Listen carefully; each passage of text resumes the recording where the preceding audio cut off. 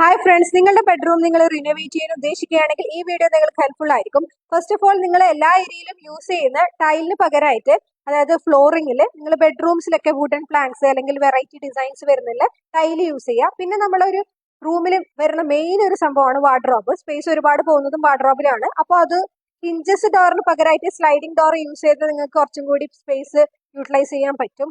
പിന്നെ അതുപോലെ തന്നെ കൺസ്ട്രക്ഷന്റെ സമയത്ത് ഇതുപോലെ ബേ വിൻഡോ ആണ് നിങ്ങൾക്ക് ഉള്ളതെങ്കിൽ നിങ്ങൾക്ക് ആ ഒരു ബേ വിൻഡോ എന്ന് പറയുന്നത് വർക്കിംഗ് യൂണിറ്റ് ആയിട്ട് കൺവേർട്ട് ചെയ്യാൻ പറ്റും. ഇനി ഇൻ കേസ് ബേ വിൻഡോ അല്ല എങ്കിൽ ആ ഒരു സൈഡിൽ തന്നെ ഒരു സ്റ്റഡി ടേബിൾ ഒക്കെ വെച്ചിട്ട് വർക്കിംഗ് യൂണിറ്റ് ആയിട്ട് വിൻഡോസ് ഒക്കെ തുറന്ന് നമുക്ക് യൂസ് ചെയ്യാൻ പറ്റും.